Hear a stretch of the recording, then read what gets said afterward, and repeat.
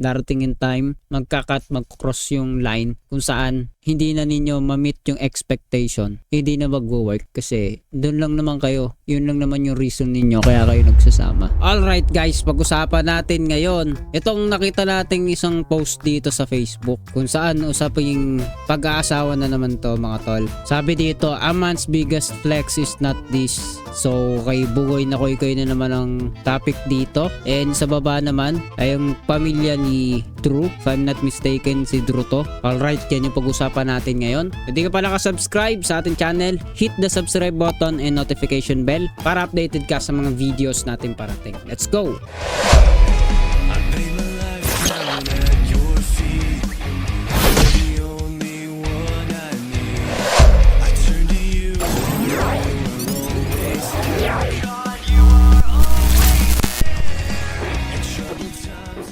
So yun nga mga tol, pag-usapan natin yung nakapost dito no, na sinasabi hindi sukatan ng pagiging tunay na lalaki ang pagkakaroon ng maraming babaeng kinakasama. Actually hindi naman nga asawa na matatawag yun kapag ka madami, 'di ba? Legally, especially sa ating bansa regardless ng ating mga paniniwala. So yun nga, hindi na tayo magpapaligoy-ligoy pa. No, basahin natin muna yung comment dito bago tayo magbigay ng opinion, no? Sabi dito nung isa sa comment, hindi lang kasi mga babae ang may insecurities, mas malala sa mga lalaki kasi lalaki sila. Kaya karamihan na babaero, malakas ang insecurity ng mga yan, lalo na kapag ang asawa nila may strong personality. So comment to ni Ivy Joanne. So may reply dito sa baba, tignan natin at basahin natin. May insecurities or wala, hindi pa rin dahilan para mag-cheat. Dapat nga work harder para makuha mo yung gusto mo. Kaso nasa tao yan, iba kasi mindset ng iba. And may reply ulit, true, ganyan mindset ng asawa ko, sumama sa may trabaho para makuha lahat ng luho, iniwan sariling pamilya, nagpakaama sa iba. Ganun po talaga pag duwag, kinatwiran pa, utang siya naman may gawa, napakababaw ng dahilan para ganun gawin. Sa amin, baluktot utak, sarili lang mahal. So yan, iba-iba mga komento dito guys. As may nag-flex din ang family nila, they're not my biological son and daughter, but I do love them so much just like their mom. Sa maaari di sila nagkaanak or magkaanak, nag-ampon po sila base sa pagkaunawa ko sa comment na to. And may sumagot dito, beautiful family picture, you deserve to be happy bro, mahalin mo sila at ingatan, tsak ang paggabay sa sayo at sa pamilya mo ng ating Panginoon, and God bless. Salute, sabi. Kudos po, sabi. Nakakahanga ka pero sana hindi ka katulad ng iba na inabandon na ang sariling anak para bumuhay ng ibang bata. God bless your family. So yan, sa panahon wala ka ng pera pambili ng luho ng mga alipin mo Koy, so, si Koy yung nana niya, no? Iiwanan ka din yan. Family is the best. Kahit na lugmok ka na, di ka iiwan at lagi silang nasa tabi mo para makabangon ulit. So yan, comment ng isa, mas masarap ka banding ang pamilya, genuine yung saya. Sabi ng isa, katulong ex, katuwang check. Comment naman ng isa dito, pag nabuntis yung tatlo, di tatlo rin ng family niya. Okay, so may mga konting usaping reliyon na sila dito. And yun na nga, may pera lang yung kalbo, sabi ng isa. Mas maigi talaga ang padre de pamilya na maging siraulo at nagtino kaysa sa matino na naging siraulo. So ayun na, medyo na mga wordings nila. Naglalabasan na po dito ng mga hinalakit ng mga tao. So di natin masisisi ang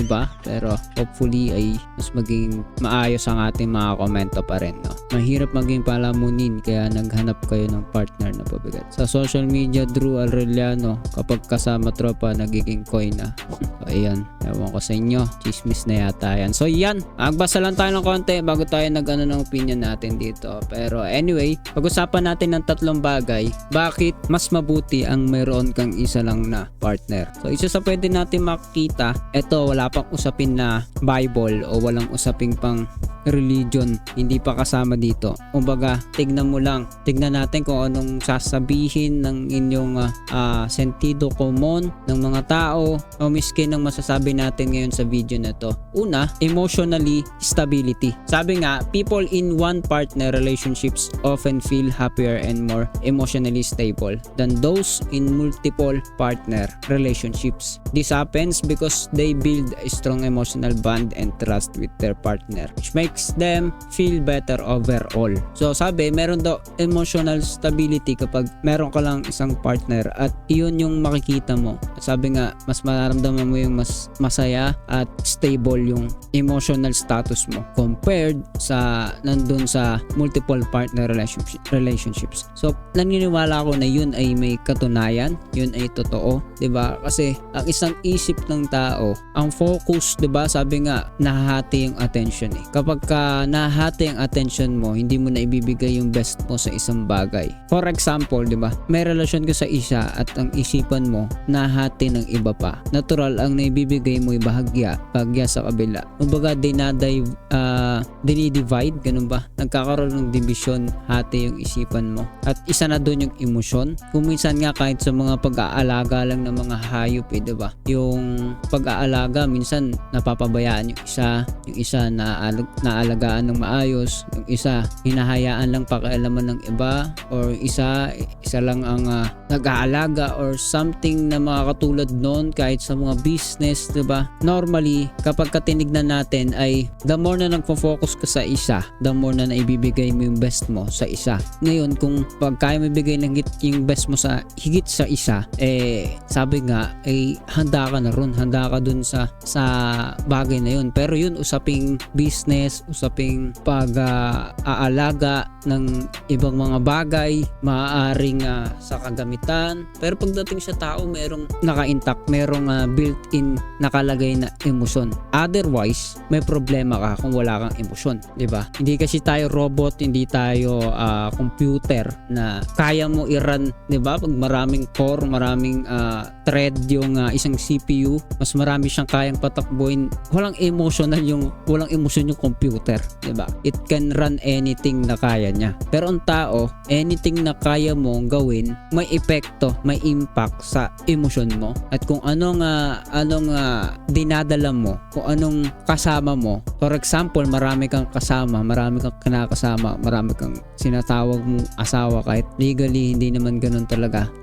May epekto yung impact sa isip mo emotionally sa tao na kasama mo. Otherwise, nag-share kayo sa mga bagay na nagkakasundo kayo. Halimbawa, pera, kasikatan, lust, diba? Yung tawag ng laman, kung ano-ano pang mga pinagkakaisahan ninyo. And other than that, wala na. Sabi nga nila, diba, no string attached. Pero ikaw, diba, anong buhay yung patutunguhan mo? Isang panandilian, isang bagay na sa huli, sabi nga dito sa comment, no, pagdating ng problema, pagdating ng wala kang pera, may pera ka kasi, sabi dito yung isa kanina, no, may pera ka lang, kalbo, medyo loko pa siya sa pagiging kalbo niya. So wala tayo doon sa pagiging kalbo ni Bugoy, pero yung pananaw ba, 'di ba? Minsan nga na content din natin to. Check nyo lang yung iba nating video na pati Biblia ay may sinasabi siya. Hindi rin papasa pag sa Biblia. At makikita natin, logic, kahit logical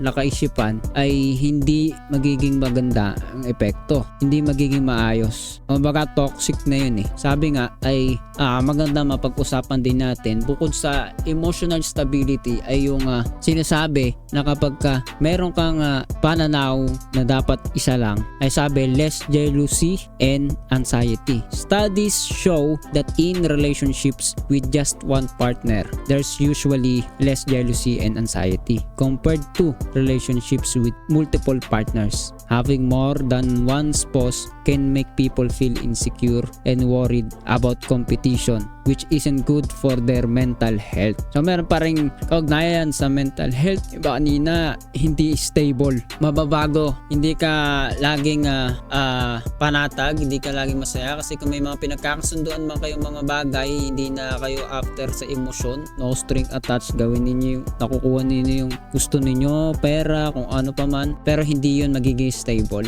Darating in time, mag-cross yung line kung saan hindi na ninyo ma-meet yung expectation, hindi na mag-work kasi doon lang naman kayo, yun lang naman yung reason ninyo kaya kayo nagsasama. Yun yung emotional stability yung pinag-uusapan natin kanina, hindi magiging stable, hindi ka magiging panatag. Technically speaking, yun lang yung rason ninyo, yun lang yung dahilan. Pag wala yun, tapos.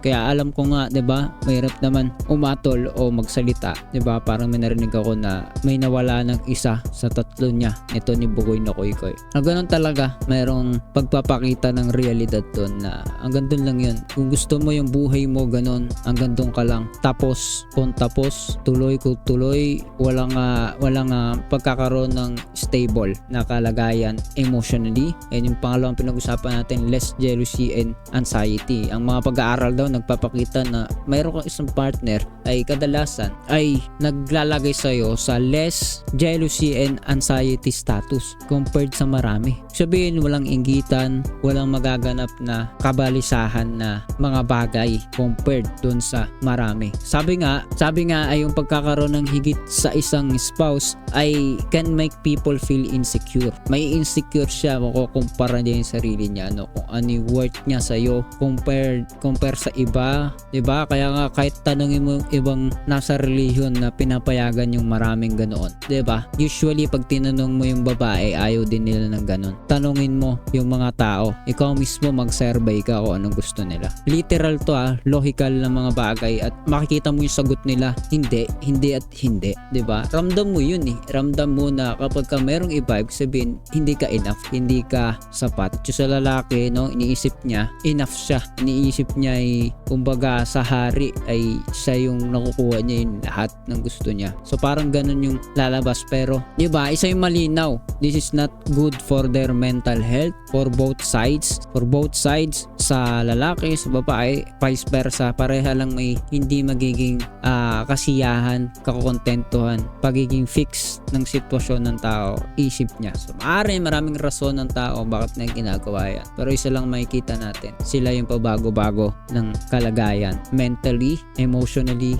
and doon na nga sa huling bagay, sabi natin kanina tatlong bagay pag-usapan natin. Ay yung isa ay yung better intimacy and talking. So pag sinabing better intimacy and talking, yung rapport, yung closeness ninyo, yung pagiging tao nyo sa isa't isa ay mas better when you're in a relationship with just one person. Usually communicate better and feel closer to each other. This closeness helps strengthen your emotional connection and make you feel more satisfied and happy in the relationship. It's good for your mental health and makes the relationship stronger overall. So when you're in a relationship with just one person, sabi ay mas better yung komunikasyon. Diba pag nakikipag-usap tayo sa tao, alam mo yun kapag ka iniintindi ka talaga Alam mo kapag nagkakaunawaan kayo. Kahit sa mga B2B, business to business, diba, communication, magkakilala na yung dalawang kumpanya, kakaunawaan na sila. Compared dun sa isang nag-o-offer na ngayon lang nila nakakilala. Iba yung relasyon. Iba yung may magandang ugnayan, mas nagwo-work ng maayos. Ganoon din, lalo, syempre sa pagpapamilya, sa mga relasyon sa buhay. At number one dyan, yung pagkakaroon ng isang partner ay makikita mo na nagdudulot sa tao na mas maramdaman niya na siya satisfied sa anumang mayroon kayo. Kasi may mga bagay na hindi maaari na marami. Kagaya ng sasakyan na pang-animan ang pasahero, ipinilit mong marami. Anong mararamdaman ng taong sumasakay sa pang-animan, pang-limahan, pang-ilanan lang na ilagpas na sa require o sa minimum sa maximum na space ng isang sasakyan, 'di ba? Nandun yung hindi pagiging komportable, maaring mainit, maaring masikip, hindi matutuwa yung pasahero or kung sino man sa inyo na nasa loob ng sasakyan. Ganon din sa buhay natin, may mga bagay na ganon, may mga bagay na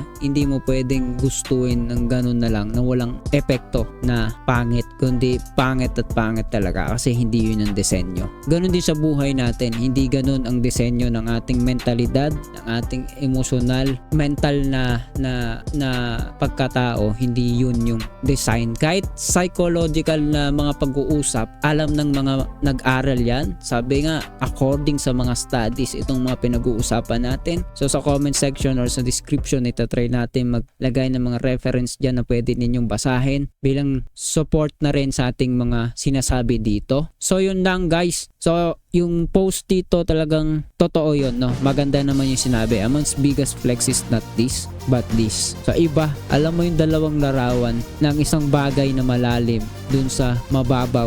Alam mo yung isang bagay na kumbaga pang dyan lang, hanggang dyan lang, dun sa aabot hanggang doon. So kayo na bahalang mag-isip kung ano yung sinasabi natin doon. Pero better talaga kung ano yung sinesend, yung pinapadalang mensahe nitong nag-post dito, no? So yun lang. Comment down below kung ano masasabi mo sa usapan na to, and kita tayo ulit sa susunod na video. Please don't forget to hit the subscribe button and notification bell. See ya!